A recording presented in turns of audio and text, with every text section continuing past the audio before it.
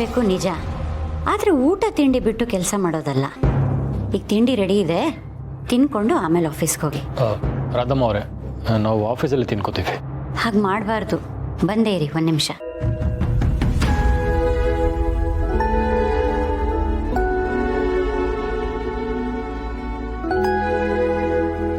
ಅಪ್ಪ, ಸದ್ಯ ರಾಧಾ ಅವ್ರಿಗೆ ನೆನ್ನೆದು ಯಾವುದೂ ನೆನಪಿಲ್ಲ, ಮೊದಲಿದ್ದ ಹಾಗೆ ಇದ್ದಾರೆ. ನೆನಪಿಲ್ಲದೆ ಇರೋದು ಒಳ್ಳೇದಾಯ್ತು. ಅದಕ್ಕೆ ಇಲ್ಲದೇ ಇದ್ರೆ ಇನ್ನೇನು ರಾಧಾ ಅಂತ ಆಗಿರೋದೋ ಏನೋ. ಆಗಿರೋ ರಾಧಾ ಅಂತಾನೆ ಸಾಕು, ಇನ್ನೇನು ಆಗೋದು ಬೇಡ.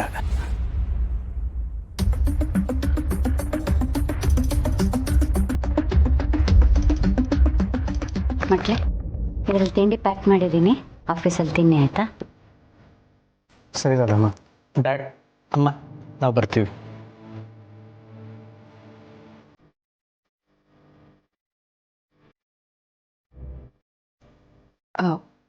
ರಾಧಾ ಅವರೇ, ಹೇಗಿದ್ದೀರಾ? ಯಾಕೆ ಹಾಗೆ ಕೇಳ್ತಿದ್ರಿ ತುಳಸಿ ಅವರೇ? ನನಗೇನಾಗಿದೆ? ಚೆನ್ನಾಗೇ ಇದ್ದೀನಲ್ಲ. ಏನಿಲ್ಲ, ಹಾಗೆ ಸುಮ್ಮನೆ ಕೇಳಿದೆ. ಮಾಧವ ಅವರೇ, ನಂಗೆ ಚಿತ್ರ ಬಿಡ್ಸೋಕ್ಕೆ ಪೇಪರು, ಕಲರ್ ಪೆನ್ಸಿಲ್ಸು ಎಲ್ಲ ತಂದು ಕೊಡ್ತೀರಾ? ತುಂಬ ದಿನ ಆಗಿದೆ ಚಿತ್ರ ಬಿಡಿಸ್ದೆ, ಏನಾದರೂ ಬಿಡಿಸ್ಬೇಕು ಅಂತ ಅನ್ನಿಸ್ತಾ ಇದೆ. ಸರಿ ರಾಧಾ ಅವರೇ, ತಂದು ಕೊಡ್ತೀನಿ. ತುಳಸಿಯವರೇ, ಬನ್ನಿ ನನ್ನ ಜೊತೆ. ಅಡುಗೆ ಮನೇಲಿ ರಾಶಿ ರಾಶಿ ಕೆಲಸ ಇದೆ. ಪೂರ್ಣಿ ದೀಪಿಕಾ ಇನ್ನೂ ಎದ್ದೇ ಇಲ್ಲ ಅನ್ಸುತ್ತೆ.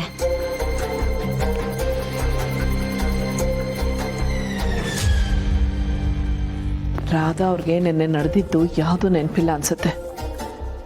ಅವ್ರ ಮನಸ್ಸಲ್ಲಿ ಯಾವ ಕಲ್ಮಶನೂ ಇಲ್ಲ. ಅವ್ರನ್ನ ಇನ್ನೂ ತುಂಬ ಚೆನ್ನಾಗಿ ನೋಡ್ಕೋಬೇಕು. ಬರೀ ಅವ್ರನ್ನ ನೋಡ್ಕೊಳ್ಳೋದ್ರ ಬಗ್ಗೆನೇ ಯೋಚನೆ ಮಾಡಿದ್ರೆ ನನ್ನನ್ನು ನೋಡ್ಕೊಳ್ಳೋದು ಯಾರು? ಮಾಧವ್ ಅವರೇ, ಹಾಗಲ್ಲ ತುಳಸಿಯವ್ರೆ, ಅವರನ್ನ ನೀವೇ ಕಂಟ್ರೋಲ್ ಮಾಡಬೇಕು. ನಿನ್ನೆ ಆಡ್ದಾಗೆ ಅತಿಯಾಗಿ ಆಡ್ದಿರೋ ಥರ ನೀವೇ ನೋಡ್ಕೋಬೇಕು.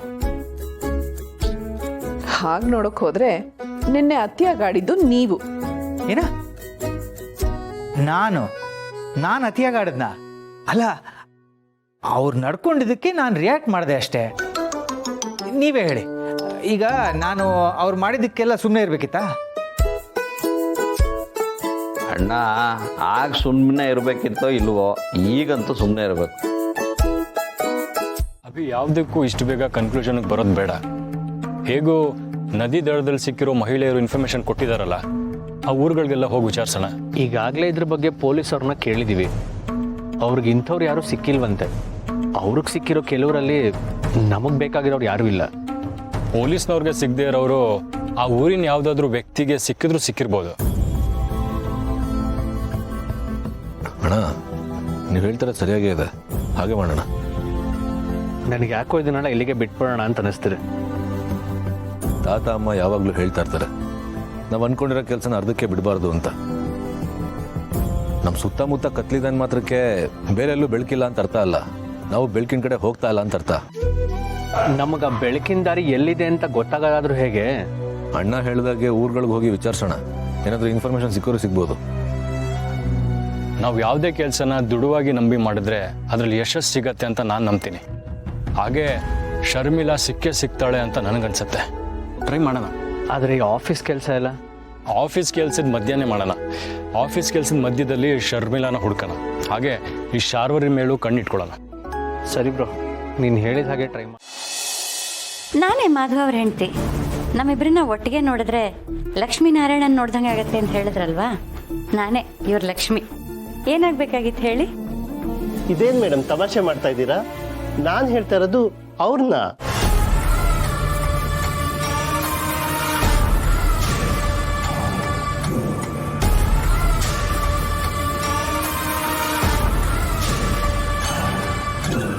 ಅದು ರಾಧಮ್ಮ, ಏನಿಲ್ಲ, ನಾನು ಅವ್ರಿಗೆ ಜ್ಯೂಸ್ ತರಕ್ಕೆ ಅಂತ ಹೋಗಿದ್ನಲ್ಲ, ಅದಕ್ಕೆ ಅವ್ರು ನನ್ನ ಕಡೆ ನೋಡಿ ಜ್ಯೂಸ್ ಬಗ್ಗೆ ಮಾತಾಡ್ತಿದ್ದಾರೆ. ಸರ್, ಜ್ಯೂಸ್ ತಗೊಳ್ಳಿ. ಯಾರಿವರು? ಏನು ಹೇಳ್ತಾ ಇದ್ದಾರೆ? ಅದು ನಾವು ಅವರ ಹೋಟ್ಲಿಗೆ ಹೋಗಿದ್ವಲ್ಲ, ಹೋಟ್ಲು ಓನರ್ ಅವರು. ಹೋಟ್ಲ? ಯಾವ ಹೋಟ್ಲು? ಏನು ಹೇಳ್ತಿದ್ದೀರಾ? ಯಾವಾಗ ಹೋಗಿದ್ವಿ? ರಾಧಮ್ಮ, ಮೀರಾ ತುಂಬಾ ಹಠ ಮಾಡ್ತಿದ್ದಾಳೆ, ಮಲ್ಕೋತಾನೆ ಇಲ್ಲ. ಅವಳಿಗೆ ನಿಮ್ಮ ಹಾಡು ತುಂಬಾ ಅಭ್ಯಾಸ ಆಗೋಗಿದೆ. ಒಂದ್ ಸ್ವಲ್ಪ ಬರ್ತೀರಾ? ನೋಡಿದ್ಯಾ, ಅವಳು ಬರ್ತಾ ಬರ್ತಾ ತುಂಬಾ ಹಠ ಮಾಡಕ್ ಶುರು ಮಾಡಿದಾಳೆ. ನಾನು ಇಲ್ಲ ಅಂದ್ರೆ ಒಂದು ಗಳಿಗೆ ಇರಲ್ಲ ಅಂತಾಳೆ. ನಡಿ, ಬರ್ತೀನಿ.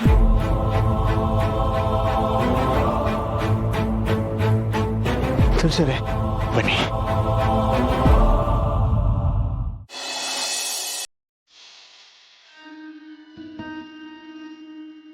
ನಮಸ್ತೆ ಮೇಡಮ್, ಹೇಗಿದ್ದೀರಾ? ಚೆನ್ನಾಗಿದ್ದೀನಿ. ಅದೇ ಮೇಡಮ್, ನೀವಿಬ್ರು ನಮ್ಮ ಹೋಟೆಲ್ ಬಂದಾಗಿಂದ ನಮ್ಮ ಹೋಟೆಲ್ ಬಿಸ್ನೆಸ್ ಚೆನ್ನಾಗಾಗಿದೆ. ಅದಕ್ಕೆ ನಿಮ್ಮಿಬ್ಬರನ್ನ ಭೇಟಿ ಮಾಡಿ ಗಿಫ್ಟ್ ಕೊಟ್ಟು ಹೋಗೋಣ ಅಂತ ಬಂದೆ.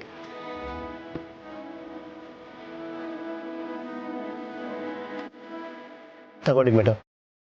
ನಾನು ಹೇಳಿದ್ದು ನಿಜ.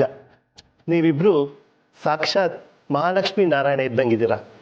ಇಲ್ಲ, ಶಿವಪಾರ್ವತಿ ಥರ ಇದ್ದೀರಾ. ಈ ಬಡವನಿಗೆ ಭಾಗ್ಯ ತಂದು ಕೊಟ್ಟಂಥವ್ರು ನೀವು. ಆ ದೇವ್ರು ನಿಮಗೆ ಒಳ್ಳೇದು ಮಾಡಲಿ. ತುಂಬ ದೊಡ್ಡ ಮಾತು. ನೀವು ಕಷ್ಟಪಟ್ಟು ಹೋಟ್ಲ್ ನಡೆಸ್ತಾ ಇದ್ದೀರಾ. ನಿಮ್ಮ ಹೋಟ್ಲಲ್ಲಿರೋ ಎಲ್ಲರ ಶ್ರಮನೇ ನಿಮ್ಮ ಗೆಲುವಿನ ಕಾರಣ. ನಾವು ಬರೀ ನೆಪ ಅಷ್ಟೇ. ಒಳ್ಳೇದಾಗಲಿ.